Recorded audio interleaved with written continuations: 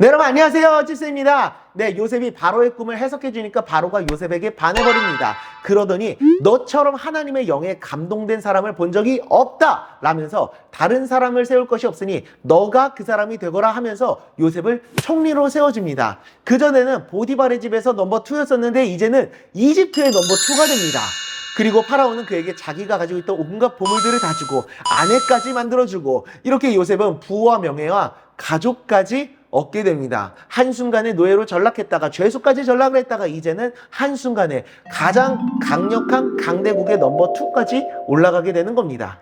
중요한 것은 요셉이 이렇게 총리가 되었을 때의 나이가 30세였다라는 겁니다. 30세가 되어서 총리가 되었다. 그런데 하나님께서 요셉에게 꿈을 꾸게 하셨을 때의 나이는 17세였었습니다. 하나님의 계획을 알려주셨던 나이였죠. 그런데 총리가 된 것은 언제입니까?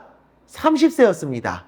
무려 13년의 시간이 지나서 그 일이 이루어진 겁니다. 아직 꿈에서 말한 일이 완전히 일어난 것은 아니지만 13년이 지나서야 총리가 된 겁니다. 그리고 그 기간이 어떤 기간이었었습니까? 고난과 괴로움의 시간이었었습니다. 형들에게 배신을 당하고 노예로 팔리고 억울한 누명을 써서 죄인이 되는 등 정말 고난과 괴로움의 13년을 보내고 나서야 요셉이 총리가 될 수 있었습니다. 정말 힘든 시간을 13년 동안 보냈지만 그 시간은 하나님의 사람으로 준비되는 시간이었었던 거죠.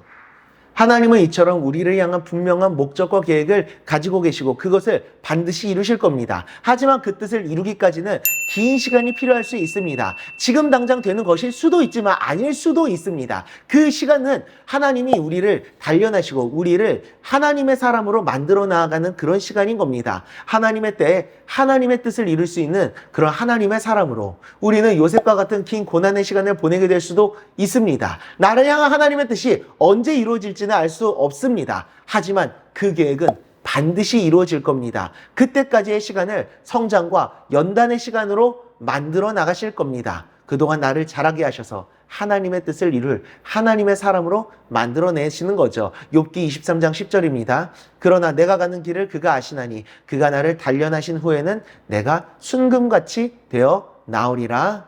아멘. 언제가 될지 알 수 없지만 나를 향한 하나님의 뜻을 기대하고 준비하는 마음으로 하루하루 하나님과 동행하며 하나님의 뜻을 이루는 하나님의 사람으로 성장해 나아가는 우리가 될 수 있기를 간절히 소망합니다. 기도하겠습니다. 하나님 아버지, 요셉이 부르심을 받고 그 부르심이 이루어지기까지는 13년의 시간이 걸렸지만 하나님께서는 그 모든 일들을 반드시 이루셨고 그 기간을 통해서 요셉을 연단시키셨던 것처럼 우리들을 향한 계획을 이루시는 그날까지 우리들을 연단시키고 단련하실 줄 믿습니다. 오늘 하루가 그렇게 하나님께서 내게 허락하신 연단의 시간임을 늘 언제나 기억하며 하나님의 사람으로 자라나아가는 오늘을 보낼 수 있도록 주님 은혜 내려 주시옵소서.